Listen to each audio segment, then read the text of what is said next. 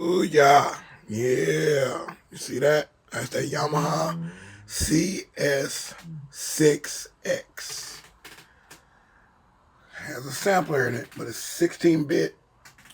To use the sampler, you would have to have the driver software to format the flash drive that goes in the back, the flash RAM memory slots, to use it back and forth from the computer or save your samples. So at least I can just, record the samples into it, 16-bit. That's not a loss, but maybe it has some character in it, and I can use it like a one-time type situation if something really works in it. But the CS6X, the sounds are awesome. I found it in the trash, as you can see. Broken key. I could put glue on that, but it still doesn't key off. It goes down, but it doesn't key off. So that's no problem. I can control it by another MIDI controller. All the knobs and all the other stuff seem to work fine. Might be a slight low hum in the signal. So the signal to noise ratio is probably messed up. Probably something might be touching because these particular knobs and switches that you turn, some of them are bent, as you see. Look at that. Bent. And I saved this right before the tractor came to, my wheel is just a little tight, but the pitch bend is tight, but the mod wheel is free. Everything else seems to work, and it seems to shift up and everything like that. I like the sounds in it. As a controller, probably would like it if the keys were all working. Maybe I can replace the key bed on this. But indeed, this is a good find in the trash. Well, at the scrapyard. How about that? About to get ran over by a tractor that pushes all the stuff to a big, tall mound. Yeah, I saved this bad boy. I've saved a couple of other ones, but this was something I always wanted. My Yamaha CS1X is the one that I bought on layaway at Brook Mays back when it first came out. I was in love with the twisting the knobs and playing and modulating and all that stuff and making my own patches, my own arpeggios. I was loving that. And I made so many good songs off of there using Logic, probably from the beginning, Logic Audio Discovery.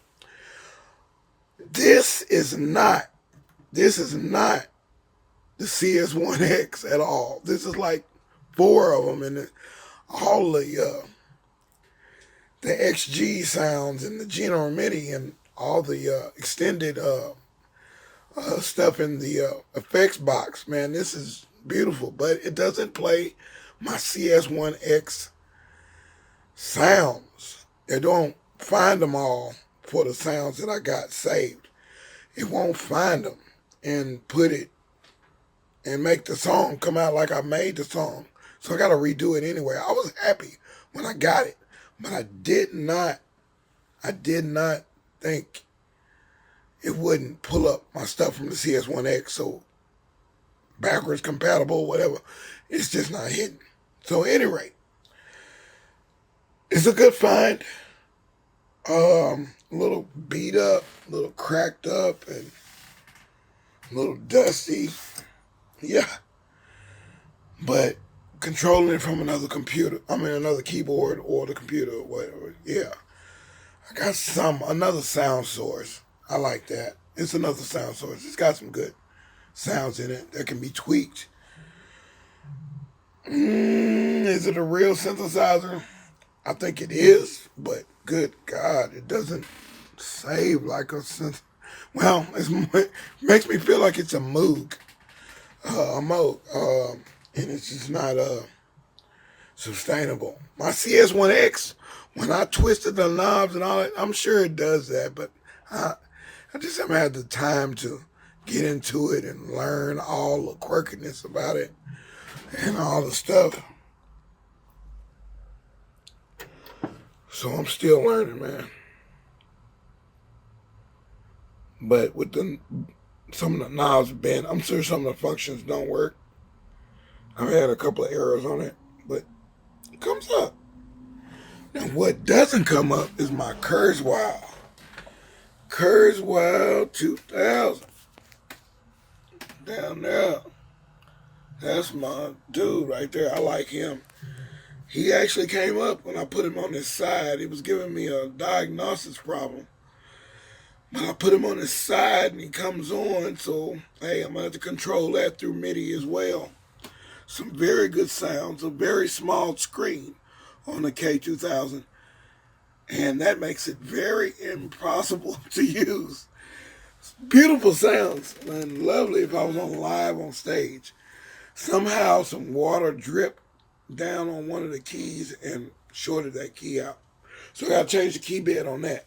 Beautiful feel on the key bed. I could play that like I play a Triton or X3 from Korg. I can play that very well with the way the key bed feels. Feels like a real good, easy piano type thing, easy digital piano or Rhodes. Give me a good sound, some good things. Have I used it on a couple things? Maybe just a little bit. I like to pull up all my ASR sounds. Well, not ASR sounds. I say my EPS 16 plus sounds come up on here. Mirage doesn't, but my EPS 16 plus sounds come up on this. And this sounds just like the Mirage. I mean, just like if I uploaded the Mirage disc to a EPS or EPS 16 plus, and then uploaded that to the ASR, it sounds exactly like the Mirage or the EPS sounds. Exactly like it was that day, with that warm, fuzzy sound to it. So, yeah, I'm very excited to see what's going to happen with that today. I'm going to mess with that a little bit. And with that in mind, since I don't have the sample kit, I've got to use this floppy drive, a USB floppy drive, to transport samples. And I can do that. Other than that, I've got the SCSI CD drive, which I would have to burn a CD, which is almost ancient. Burn a CD and access the SCSI on the back of this. I mean, on the back of the K2000. That's kind of rough because I don't know what speed I was supposed to burn it at, that it'll see the files. If it was a zip, I'm sure I could do it like I did with my Akai 2000 XL. But this, wow, the sounds from the old stuff sound just like I was just sampling those particular sounds. But at any rate, those are things that come in and things that I find in my journey, things that I wish for, things that I might have lost in pawn shops, lost in divorce, stuff like that. So, yeah, we're talking about a wealthy machine, that K2000 and the CS6X. I wish I had my CS1X back. You don't usually find them too many more, the blue one with the keys. And I wish I could find my keychain, because I was the first one to buy it, and it came with a keychain with one of the knobs. One of the knobs right there. One of the knobs on the keychain. It was a silver knob. I felt so special just because I had that little piece of plastic. And I felt so enchanted by the sounds that the CS1X was giving me. It was like General MIDI on steroids. It was beautiful, man. My XG sounds was nice. I love playing any demos to it as well as creating on it. And when I pull it up in Logic, everything comes back. So anyway, that's my little spill on some gear. So we got two in on one shot right there. Two birds with one stone, but still can't get the sub rock back, man. Whoa, now we lost Doom. Wow, that's my dude, man. Appreciate them cats, man. Crooked Leather Humpback is zone. Talking about the SP12 and talking about the sounds they were getting out of those drum machines and the deSz'e 16 B. The black one, not the gray one was cool, but the black one and the MMT8 from Elise's got me through a whole bunch of productions, whole bunch of performances, whole bunch of pitches that I did for record companies and people. So got me a trip to a couple of places, man, with the Elise's gear and the Casio gear mixed together. So, and Yamaha, I had to give it up for the DX11. I'm a DX11 fan, or DX9. I got some patches on, we didn't have online back then, but we had magazines. Music Keyboard magazine. In the back of the magazine,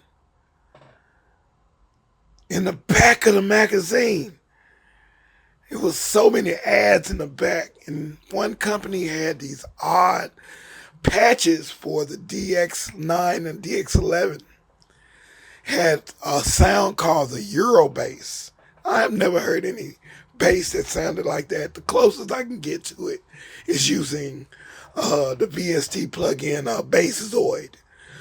And it sounded so clean. It was called the Euro bass. There was a couple other patches on there that was great too.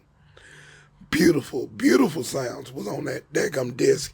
Some sounds that I wasn't even ready to use at that time. So hopefully I'll upload those to, a DX7, a DX7 Rumpler or something where I can pull those sounds out. I'm sure I got the disc. I paid I think back then I paid like maybe 60 bucks for those sounds. That was a lot of bread back then. So yeah, and I was the only one that had those sounds. Nobody else had those self-crafted sounds. I don't even know what the company is that did them, but it's on the disc. I'm sure I'll find the disc eventually. But yeah, I enjoy the patches on that DX9 and the DX11. Got it from a church that abandoned it. And I just had different sounds, man, from everybody else. Everybody else had the stock stuff. I had the dope sounds. I just didn't have the dope groups. I had them dope groups. That was dope. My groups were dope, man. But they all fell apart. They all fell from grace. I kept going. And they just disassociated themselves, from being an artist, being a group, or being a sound, or being an idea. It was good. I've seen girls throw panties on the stage.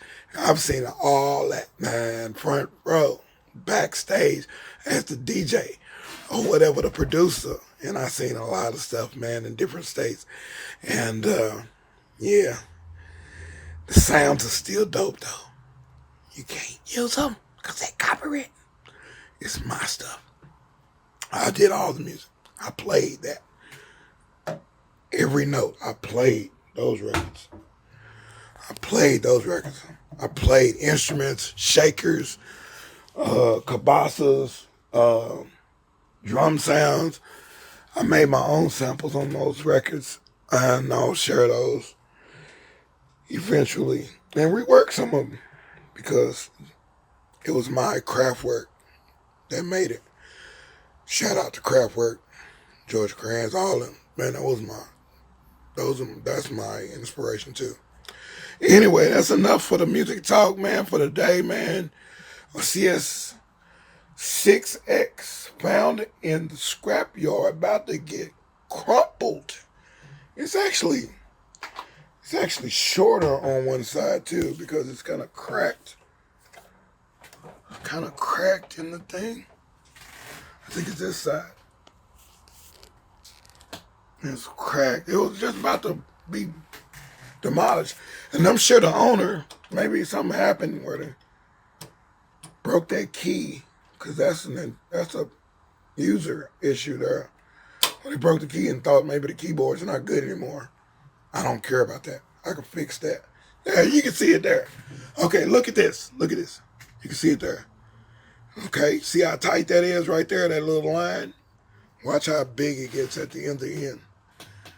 See, look at that. That's almost half an inch. That's almost half inch. But that key works. But indeed, the Yamaha CS6x, a definite relic, man, for Yamaha. The little S200 or 2000, whatever it was called, the little box you used to put. It was a little spot on the blue CS1X that you could put the sampler. The sampler was like a little box, and you could run it through the thing. And I just thought it looked so danky. It had to be dope, but it was just danky because it had a quarter. No, was it an 1/8 inch plug? And I thought 1/8 inch plugs. 1/8 inch plugs are cheesy. They're very cheesy. I'd rather have a 1/4 inch plug.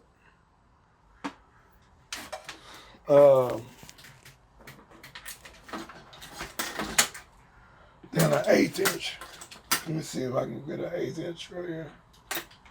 And boy, fine too. I like light pipe, but I'm not getting no analog out of that.